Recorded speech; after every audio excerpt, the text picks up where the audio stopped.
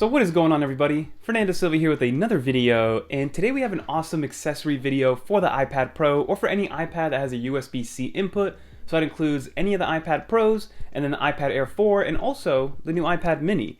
But we've all seen stands ranging from like as low as $5 all the way up to that Belkin one, which was like almost $400, right? Think about how much money that is for an accessory for a product. But we've seen a big range of different stands that do different things, right? Like I said, we have a $5 one, which all it is just a stand that folds up. Then you have something like Pitaka's stand, which is like very finely done, fine-tuned. It has a little, wireless charger on the bottom, but it's still just a magnetic stand that goes up for, I believe, $80. But in this video today, we do have a new stand by a company called Magfit, which I wanted to show off. I've been testing it for a couple weeks now, and I figured it's worth a video to show it off to you and see if it's a solution that you guys can use for your iPad Pro and your desk setup. But this one, again, it kind of brings everything into one, and so far, it's been awesome. But let's get into it.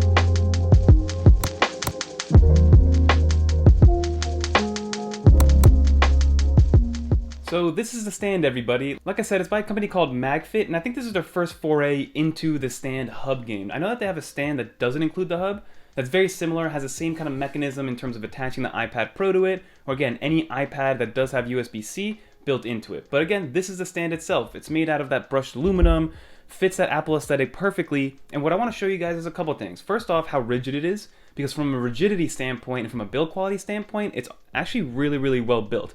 It's not super heavy, but heavy enough where you know that it's not going to move anywhere on the desk. The magnets that actually attach the iPad Pro onto here are very, very strong, but not too strong where you feel like you're ripping the iPad off. So it's this perfect combination of putting it on and feeling secure that the iPad isn't just going to fall off, but then also at the same time where you don't try to pick up the iPad and then the whole stand comes off the desk itself.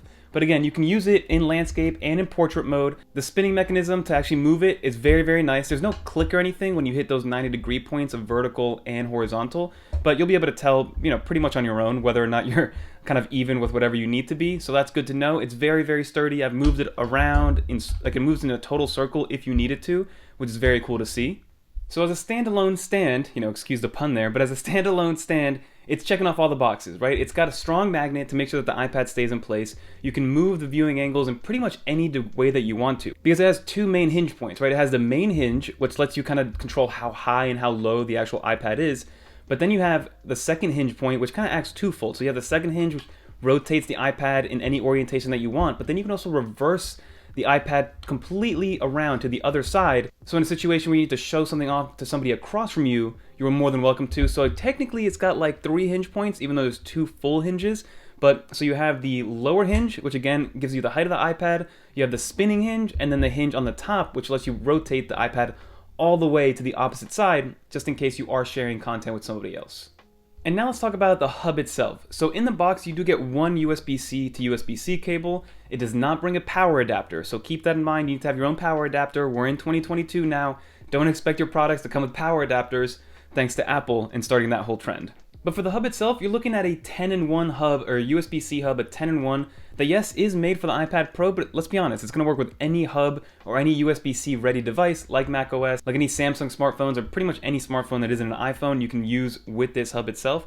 But you're looking at a 10-in-1. You have the main USB-C port. Now this USB-C port does give you about 100 watts of power pass-through. You're probably there thinking, hey Fernando, we're using this with the iPad, we don't need 100 watts, which again, you don't need 100 watts. Like the max wattage that you can charge your iPad Pro in is 33 watts, and in the box that it comes with, it only brings a 20-watt charger. So as long as you have a brick that goes more than 20 watts, then by all means you're good to go if you're using it strictly with the iPad Pro. But I do see a situation where maybe you still use this as a stand for your iPad Pro, but then since you have a hub built into this already, you can just connect it to your Mac and then do a power pass-through that way and charge your Mac at the 45 or the 65 or the 100-watt output that this hub does give you. So having that extra wattage does help out a little bit, but at the end of the day, your iPad is not going to charge faster than 33 watts. The next important port that we're going to talk about is the actual HDMI port. So you do have an HDMI port right built in there, and that's outputting up to 4K 60Hz resolution. So it's plenty for the iPad Pro, 4K. So if you do want to do a little bit of gaming in that 60 FPS, by all means, go for it. You're not getting that 120 FPS, but you are getting at least 60 and in 4K. Then next to the HDMI port, you do have a USB-A port, and that is only a USB-A 2.0, so you're doing very slow data transfer speeds, and then also if you need to power another device, you can power something and plug it in, maybe power an iPhone or some AirPods or something like that. Next to that USB-A port, you do have an Ethernet port. Now this is the only port that I haven't actually physically tested because because here in the office we're all Wi-Fi, so I don't have any Ethernet cables kind of laying around there, and I don't really want to unplug my router, but there is an Ethernet port in there if you guys do want to hardwire in. Then next to that, we have the secondary USB-C port. Now this USB-C port is going to be for your iPad Pro, so you plug in the USB-C cable that was given to you in the box, so you plug that in to the hub itself, and then from there you plug that other end into the iPad Pro, and that is how you actually use that USB-C hub with the iPad Pro on that cable with that second USB-C port. And then on the other side, you are given 2 more USB-A ports. Now these are 3.1 ports, so you're dealing with much faster data transfer speeds, much faster charging speeds, which is all awesome to see. And then the final few things are you do have a micro SD and an SD card slot, and then finally a 3.5mm headphone jack. So if you're someone that's still using wired headphones, by all means, just plug it right into this hub and you'll be good to go. And I do believe one of the main reasons why they're doing a 100-watt power pass-through is because there might be a few things that are connected to this and they don't want to divvy up the power if they don't need to. So let's say you do have a 100-watt power brick, you're charging the iPad at a third of that speed with a 33 watts, but then let's say you want to plug in an iPhone and charge it 18 watts, you can still do that. If you want to plug in your AirPods Pro and charge those at 5 watts, you can still do that without hindering the charging speed of the iPad Pro. So that's a reason why they maybe went to up to 100 watts of power. But again, even if you're all plugged in with everything possible, you probably won't be hitting that 100-watt power outage. But again, it's good that it's there just in case you want to use it, again, with a macOS computer or a Windows computer and still use this as a stand. So overall, this stand is great, and in my use case, I pretty much just have the iPad Pro on there. I have one HDMI cord going to my BenQ monitor while I keep my other display port open for my other 27-inch monitor that goes with the macOS computer that I have. But overall, I literally just have it plugged into power, plugged into the HDMI cord so I can get some video output on the BenQ monitor. And then I use that 3.1 USB-A port to actually plug in my SSD whenever I'm done editing the final footage of these videos. I then move all the clips and all the footage onto that SSD, and I can do it directly from that USB-A 3.1 port, which is very nice to have.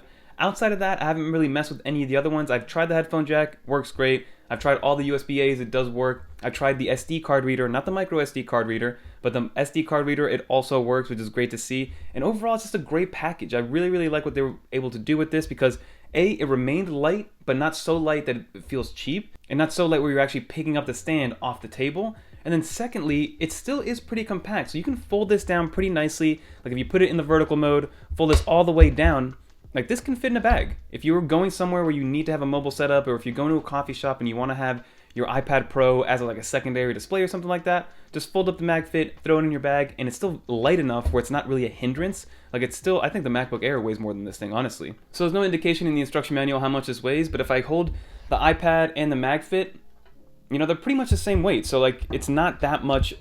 So it's not that crazy of an idea to bring this with you if you do go for a few hours to a coffee shop or to a WeWork or something like that. So overall, I love this device. What Magfit put together was actually amazing. I think they're actually going to be releasing one that's the exact same thing, but there's actually going to be a wireless puck on the actual base itself to be able to actually charge your iPhone with MagSafe. So there will be MagSafe certified if you guys want to shell out the extra money. It's probably going to be more expensive because if you are MagSafe certified, they're going to up the charge a decent amount. But if you don't need the wireless charger, this is going to be a perfect solution for somebody that wants to have an all-in-one hub and stand all together and they don't want to rely on anything else and just have this with them. So shout out to Magfit for sending this over. They did send it over, but they have no idea that I'm making a video, and they have no idea what my thoughts are on this video or on this product itself. So again, big shout out to them. I really like what they're doing. And if you guys are looking for a stand USB-C combo that's kind of portable, that's very sturdy and quality, look no further than Magfit. I'll link it down in the description below if you guys do want to check it out.